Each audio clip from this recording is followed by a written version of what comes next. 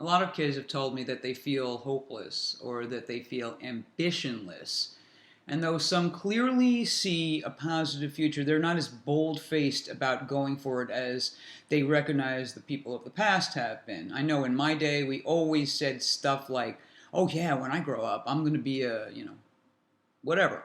We all had dreams and hopes and ambitions, and we lived in a time when just about everything was encouraged. So you want to be a rock star, go do it. You want to be a doctor, do it. Pilot, animal rights activist, poet, artist, slacker, lawyer, do it, do it, do it. You want to be an athlete? Yes, go for it. You want to be a transvestite? Yes, a chef? Do it. A filmmaker? Do it.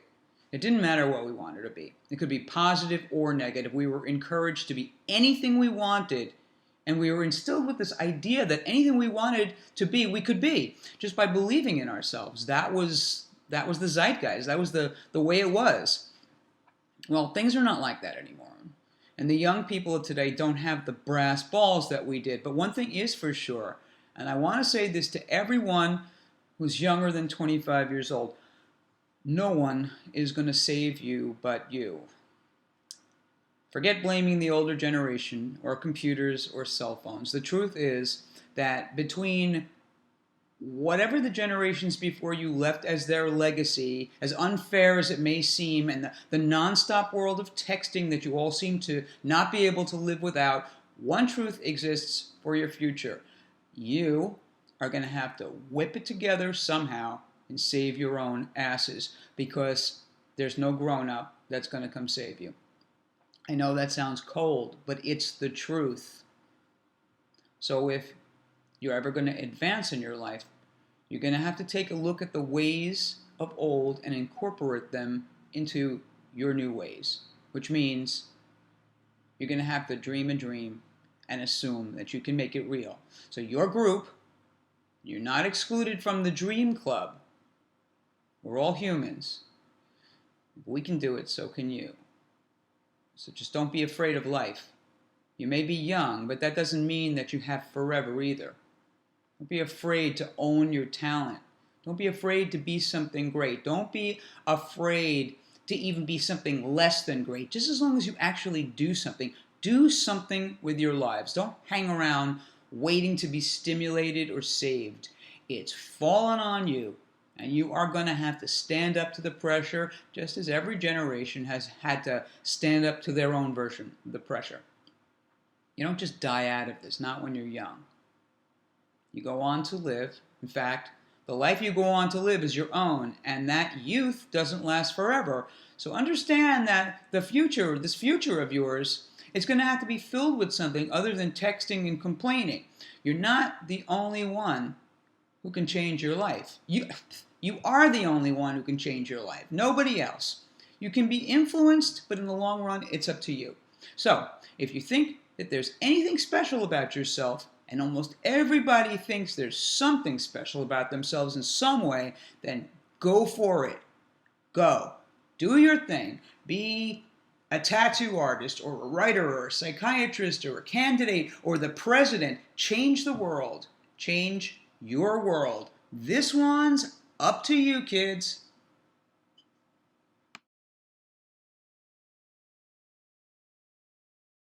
Blogs for an audience of millions of readers is the worst thing ever.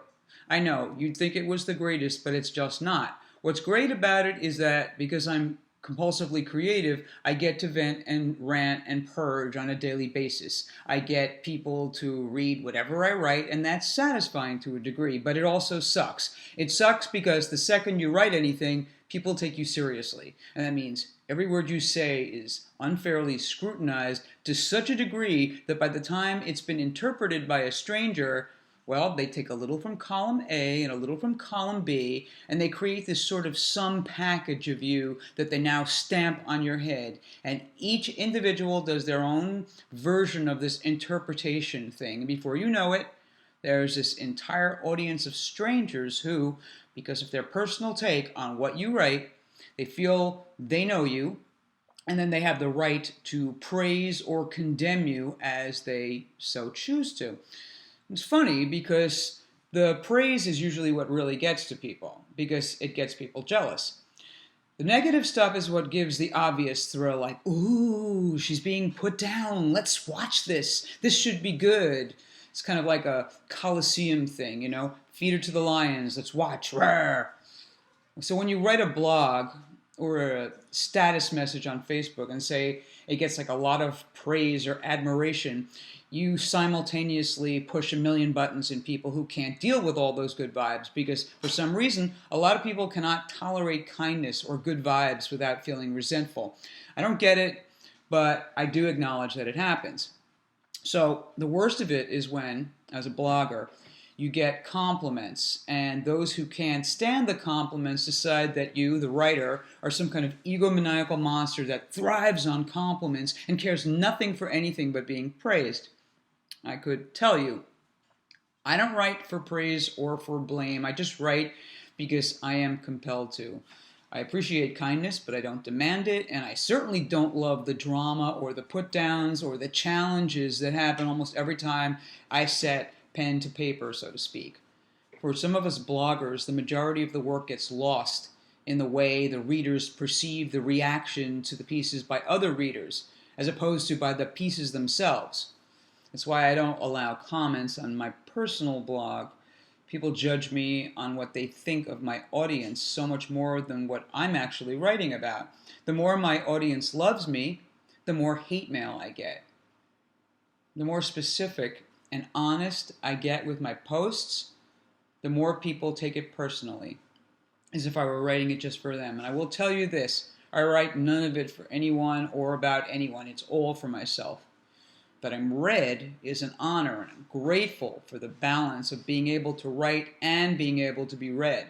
But being read has its really dark downside, and that's that I'm, or any writer, is overinterpreted, overexposed, wrongly judged, and easily objectified.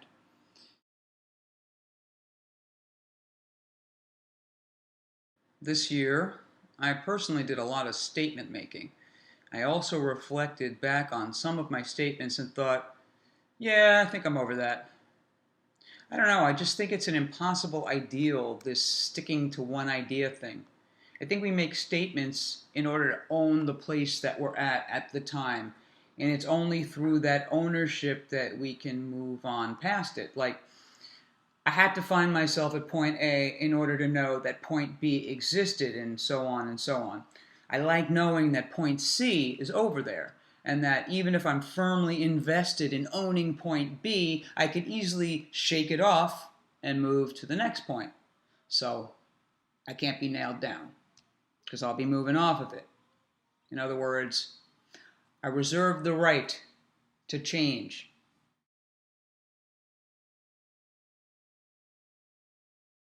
Live your life. Go out. Spend less time on the computer and don't rely upon the comments of total strangers.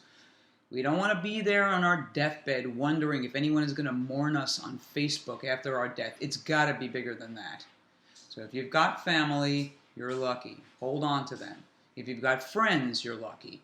Hold on to your friends and loved ones. We need to connect with people. It's what works on the best part of our humanity. And yeah, while it's cool to say, yeah, humans suck, blah, blah, blah, it's also important that we know that the goodness in humans still does exist, and that connecting with that goodness is beneficial for us, and that it's through our relationship with friends, lovers, spouses, and family that we grow and that we heal. Now, we don't need to do everything that's expected of us, but we do need to relate, because we're in a relative world. And unless we're at that point where we truly don't need anything anymore, then we owe ourselves the experience of connection. Yeah, taking that chance definitely leaves us open and vulnerable to being hurt, but if we shut down, then we become like sludge. I mean it. It's definitely a built-in mechanism for so many of us to just say, I'm sick of it all. I'm so sick of people, of friendships, of relationships. It's so easy to feel this way because life does have a way of getting us down. We learn lessons, and hopefully those lessons allow us to move through the world with some wariness, but we can't become so wary, so paranoid, that we end up denying ourselves life. And life is experience. Life is connection.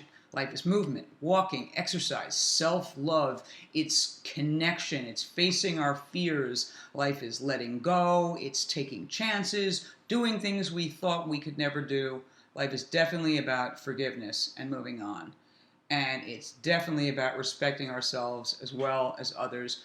We've got from here to death. You got to fill up with as much love as you can get. Love of others, love of self, love of nature, of animals, of environment, of planet, great respect and great love. And so, with great respect and great love, I wish you all the greatest new year, 2013. Happy New Year!